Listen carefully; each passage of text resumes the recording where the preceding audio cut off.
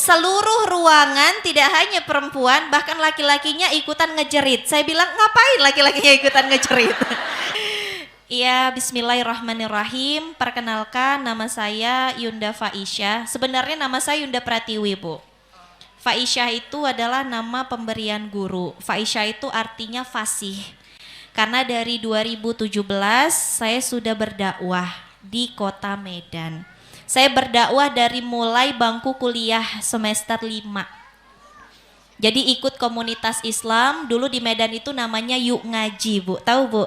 Yuk Ngaji bersama Ustadz Felix dan teman-teman. Saya ikut di situ dan mulai dakwah 2017 sudah mulai menyampaikan belajar Islam sampai akhirnya diberikan nama Faisyah itu sebagai doa.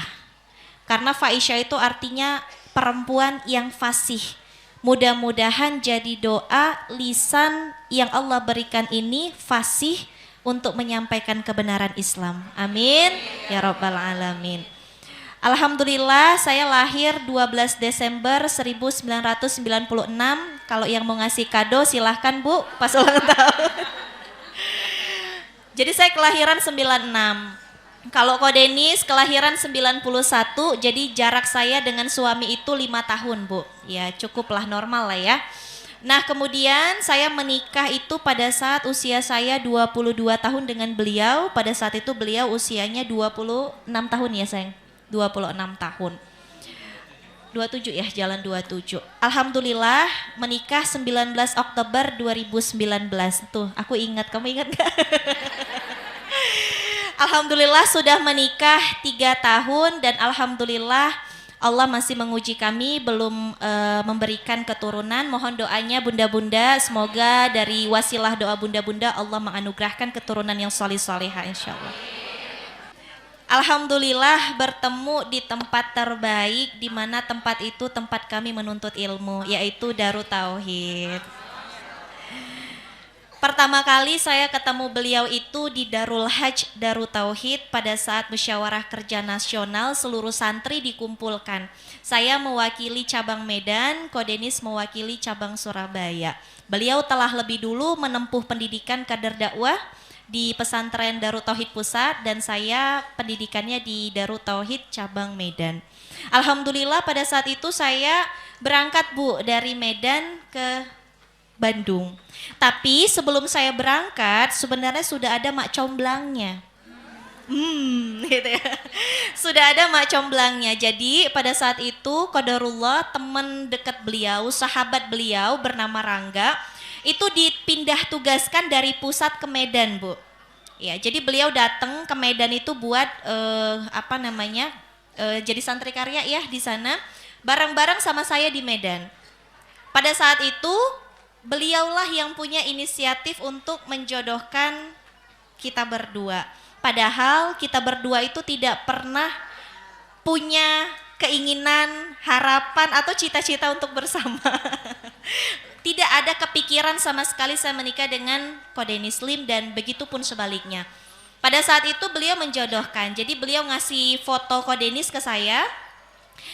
Tayunda, saya punya teman ganteng, putih, lulusan kader dakwah, sekarang udah ceramah gitu. Tayunda sudah ada calon belum? Katanya gitu. Akhirnya saya jawab, saya belum ada calon dan saya belum boleh menikah sama orang tua. Karena saya boleh menikah itu usia 25 tahun ke atas, Bu. Dan pada saat itu saya masih berusia 22 tahun. Akhirnya saya bilang, enggak deh, lagian saya belum boleh nikah. Ditunjukin fotonya, saya bilang gini, lagian King, ini orangnya ganteng banget, kayaknya dia nggak mau sama aku deh gitu. Jadi ada mindernya juga karena beliau Masya Allah viral di Darut Tauhid, Bu. Nah pada saat itu Yunda sudah menolak. Ketika Yunda sudah menolak permintaan perjodohan dari Rangga itu, ternyata ada garis takdir berkata lain. Qadarullah, Allah yang bergerak, Allah gerakkan Yunda untuk berangkat ke Bandung dan Allah gerakkan Ko Denis berangkat dari Surabaya ke Bandung. Akhirnya tanpa kami tahu list nama kami yang berangkat, Kami berangkat ke sana tanpa tahu ada Yunda, ada Kodenis, di sana sama sekali nggak tahu Bu, karena memang ke sana cuman untuk pertemuan santri karya aja.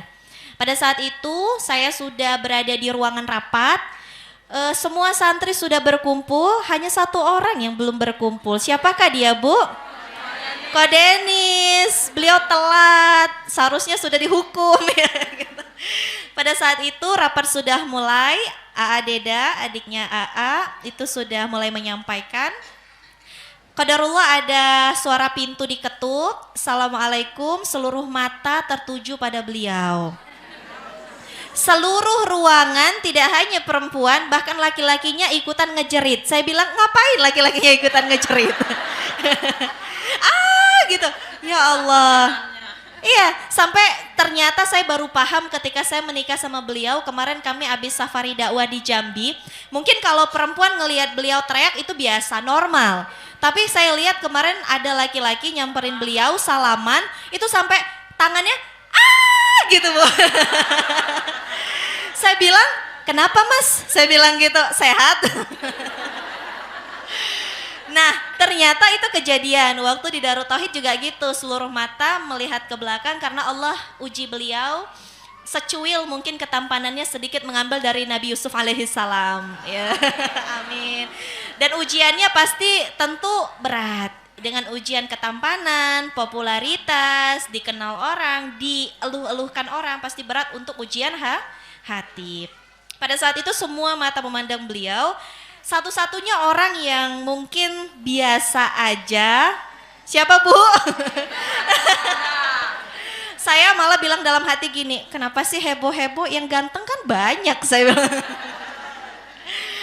Yang pinter juga banyak gitu, yang kaya juga banyak, kenapa sih kok heboh-heboh banget gitu. Nah pada saat itu saya yang tidak terlalu antusias melihat beliau, malah saya jadi enek gitu.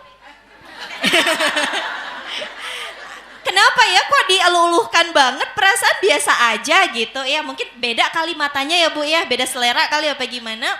Pada saat itu beliau udahlah masuk, terus beliau duduknya di depan, udah telat pede lagi Bu, duduk paling depan. Udah terlambat duduk paling depan dan pasti menjadi pusat perhatian. Akhirnya ketika beliau sudah duduk di depan, Adeda itu ngasih satu pertanyaan. Dan itu pertanyaan keislaman yang semua santri itu qadarullah mungkin pada tawadu dan gak bisa jawab. Qadarullah yang jawab siapa Bu? Enggak, Kodenis Bu. Pada saat itu Kodenis yang jawab, itu ketika beliau jawab kemudian dikasih duit, saya masih ingat dikasih 100.000 sama Adeda disuruh maju. Ahwat-ahwat pada teriak gini di samping saya, udah ganteng, pinter cari duit. Lengkap Bu, saya makin enek di situ, ya Allah, ada aja kan. Akhirnya udah beliau benar-benar viral banget, satu harian menjadi buah bibir di antara kami santri karya gitu ya. Pada saat salat asar, sebelum salat asar itu ada namanya coffee break. Ya, coffee break biasa kita makan minum. Semua santri itu pengen deketin beliau, maksudnya pengen curi perhatian beliau gitu ya. Pengen deket, mungkin pengen nyapa, atau sekedar basa-basi, salam sapa, sopan santun kali ya ke beliau gitu. Dalam tanda petik modus gitu ya Bu. Pada saat itu ya saya sendiri yang nunggu semua santri beres coffee break, baru saya coffee break. Tapi sempat ada teman beliau yang nyapa saya. Namanya siapa sayang? Sunggel. Gitu ya, jadi ada teman beliau yang nyapa, Masya Allah Teh Yunda dari Medan ya. Saya cuman jawab pakai senyum, iya. Jadi cuek Bu, saya cuek gitu ya. Jadi iya, so kenal gitu ya, cuek. Abis itu kita nggak ada pertemuan, qadarullah rapat selesai. Setelah rapat selesai saya kan sudah tahu sebenarnya ini orang yang sudah dijodohkan untuk saya. Dan Kodenis juga sebenarnya sudah tahu saya orang yang dijodohkan temennya. Tapi kami tidak ada interaksi dan kami tidak ada yang memulai pada saat itu. Jadi sama-sama menghindar. Qadarullah pada saat saya mau pamit pulang ke Medan, saya udah gini, mudah-mudahan gak ketemu deh. Dalam hati tuh ngomong Bu, mudah-mudahan gak ketemu deh, males saya, pasti rame gitu kan. Mudah-mudahan gak ketemu. Saya berangkat dari penginapan Darul Mutmainnah, saya ke kantor DT Pusat. Pada saat saya ke kantor DT Pusat, Dalam hati gini, alhamdulillah nggak ketemu gitu ya. Pada saat saya kebelet pipis, entah kenapa saya nggak pernah kebelet pipis. Pada saat itu saya kebelet pipis, pengen pipis. Pas kamar mandinya itu di bawah tangga ada lantai atas, beliau turun dari tangga lantai atas dan saya mau ke toilet. Udah kayak di sinetron, Bu. Saya bilang gini, ya Allah, semakin menghindar semakin didatangkan kayak gitu. Allahnya iseng banget, Bu. Saya udah bener-bener gak mau ketemu beliau karena males gitu kan, udah. Pada saat itu terjadi pertemuan yang kagok banget. Ibu tahu sinetron, saya mau ke kanan, beliau mau ke kanan. Saya mau ke kiri, beliau ke kiri. Ya Allah, dalam hati saya, sekian banyak tempat, kenapa dia juga harus ada di sini, saya bilang gitu. Akhirnya beliau nyapa saya, Assalamualaikum. Karena saya udah grogi, saya kan introvert ya Bu, mungkin ada anak-anak ibu yang introvert. Introvert itu sebenarnya agak kurang suka keramaian, agak fobia lah dia, kurang bisa membawa diri gitu kan. Ketika beliau jawab salam, itu saya langsung melengos saja masuk kamar mandi. Di dalam kamar mandi saya bilang gini, udah pergi belum ya? Saya tunggu Bu sampai 20 menit saya di kamar mandi, saking saya takutnya dia masih ada di depan. Alhamdulillah akhirnya teman saya nyamperin, Yun ngapain di dalam, katanya gitu. Saya nggak cerita, ya udah. Akhirnya saya pulang ke Medan setelah hampir berapa minggu ya, 2 minggu setelah saya nyampe ke Medan, itu akhirnya ada telepon berdering. Assalamualaikum, siapa Bu? Iya, Assalamualaikum, apakah benar dengan Teh Yunda gitu ya, udah kayak mau nagih pajak ya Bu. Benar dengan Teh Yunda? Iya benar dengan saya sendiri. Dengan siapa ya? Saya bilang gitu. Oh saya Denis, Santri Karya Surabaya. Oh iya ada perlu apa ya? Saya bilang gitu. Beliau bilang, izin Teteh, bolehkah saya silaturahim ke rumah bertemu dengan orang tua Teteh? Langsung saya matiin teleponnya. Apa-apaan dalam hati saya kaget banget Bu. Lah ini kan cowok yang udah saya hindar-hindarin.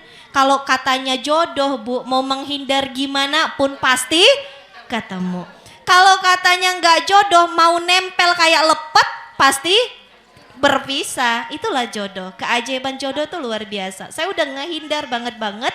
Ternyata Allah malah gerakkan hati beliau. Beliau nelpon ingin ketemu dengan orang tua saya.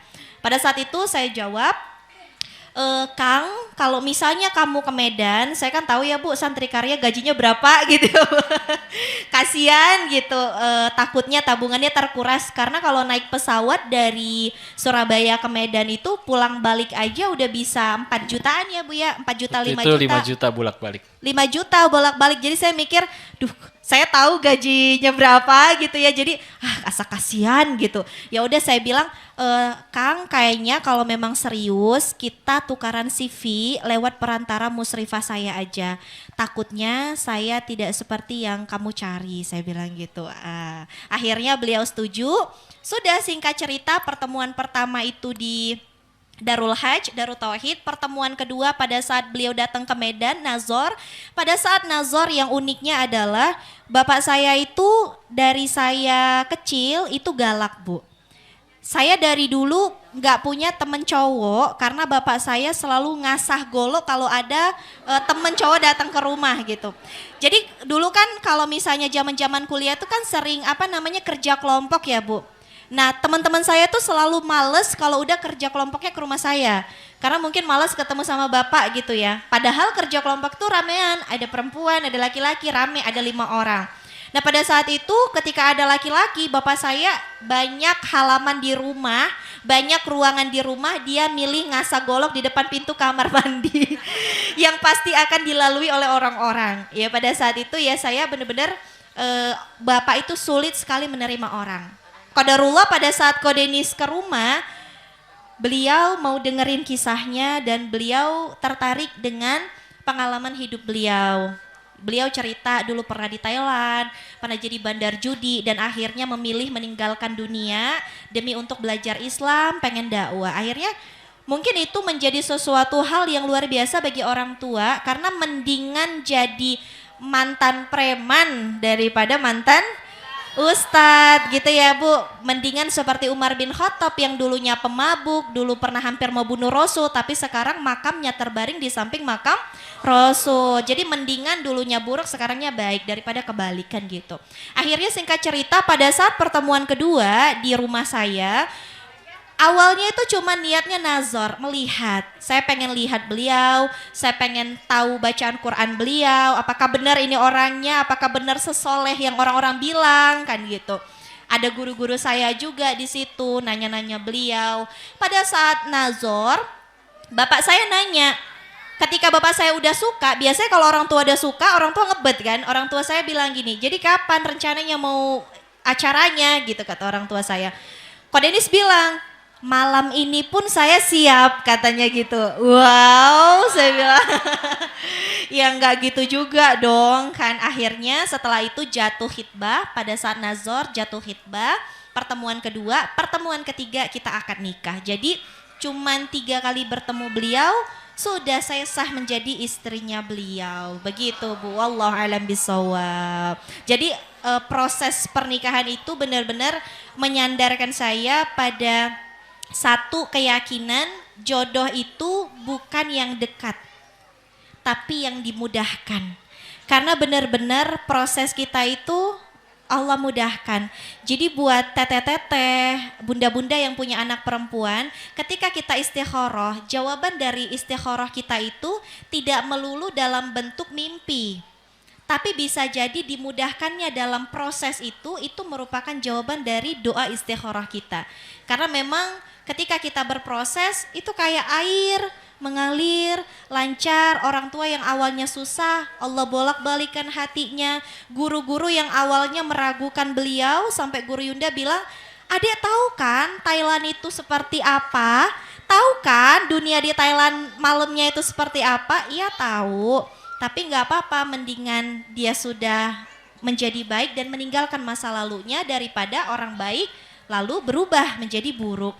Akhirnya setelah itu Yunda menyadari betul bahwasannya jodoh itu bukan yang dekat tapi yang dimudahkan. Karena Allah benar-benar alhamdulillah memudahkan proses kami mulai dari pertemuan tidak terduga, ta'aruf, bertemu dengan keluarga, video call. Karena saya tidak bertemu dengan mertua saya pada saat itu, hanya bermodalkan video call, tapi Allah yang membolak-balikan hati orang tua Ko Denis.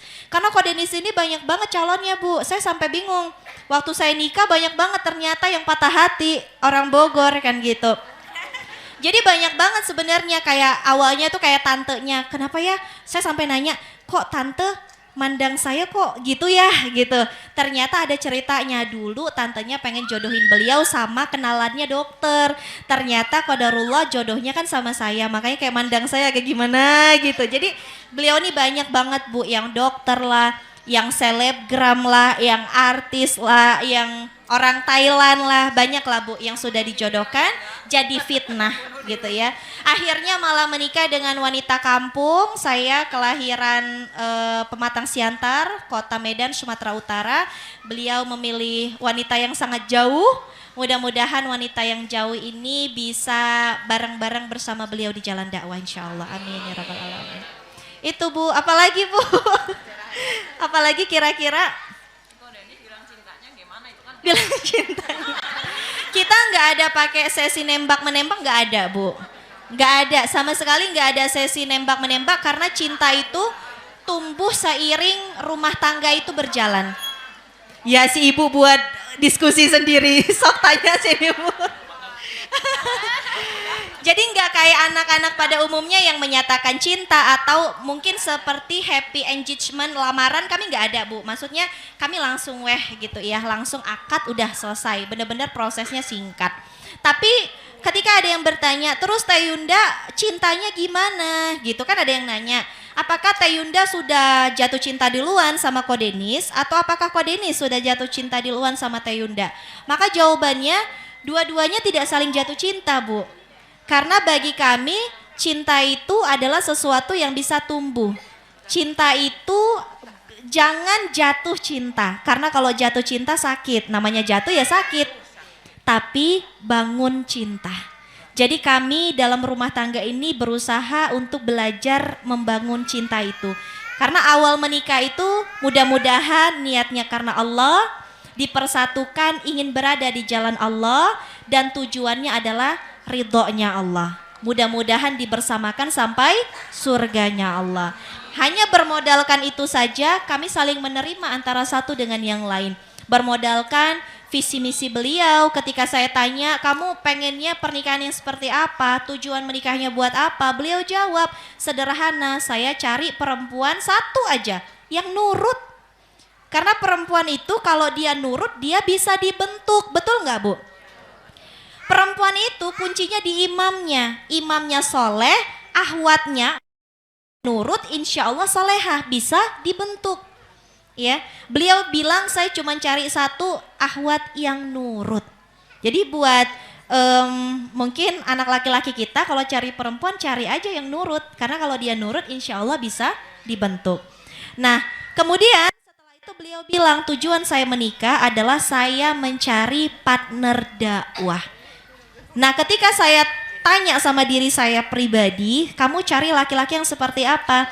Saya cari laki-laki yang bisa menggandeng tangan saya sampai ke surga, yang bisa ngajarin saya, bisa membimbing saya, dan tentunya sama menjadi partner dakwah selama saya hidup di dunia. Jadi untuk tujuan kita udah sama. Dengan bermodalkan tujuan yang sama, saya menerima beliau, beliau pun menerima saya. Kitanya tidak sempurna, tapi tujuan yang ke Allah itu yang sempurna. Itulah yang membuat cinta itu tumbuh setiap harinya. Karena ibu-ibu, guru saya pernah berpesan, cinta dalam rumah tangga itu ibaratkan piramida segitiga. Ibu tahu piramida? Runcing di atas kemudian berpisah di tengah. Ya, coba gambarkan dalam benak kita piramida. Nah, ujungnya, puncaknya itu adalah Allah Subhanahu wa ta'ala. Di sisi kanan dan kiri itu ada kita dengan pasangan. Semakin kita jauh dari Allah, jarak antara kita dengan pasangan juga semakin jauh. Hubungan dengan pasangan juga semakin hambar. Kenapa? Karena tidak ada kedekatan kepada Allah. Tapi coba lihat, suami di ujung, istri di ujung, dua-duanya mendekat kepada puncaknya, sisi daripada segitiga yaitu Allah. Bersatu nggak mereka di sini? Bersatu. Jadi yang saya ambil ibrohnya, semakin dua-dua di antara kita pasangan saling mendekatkan diri kepada Allah, insya Allah Allah yang menumbuhkan rasa cinta di antara kita. Ibu-ibu tahu Quran surat Ar-Rum ayat 21? Hafal nggak? Enggak. Seharusnya yang udah nikah ini hafal banget. Kok Denis waktu nikah itu beliau membacakan ini ketika awal menikah beliau bacakan Quran surat Ar-Rum ayat 21. Allah Subhanahu wa taala berfirman, Bismillahirrahmanirrahim. Wa min ayatihi, ayo bareng-bareng, wa min ayatihi an khalaqalakum min anfusikum azwaja litaskunu ilaiha wa ja'ala bainakum mawaddatan wa rahmah. Inna fi dzalika laaya tilli qaumi yatafakkarun.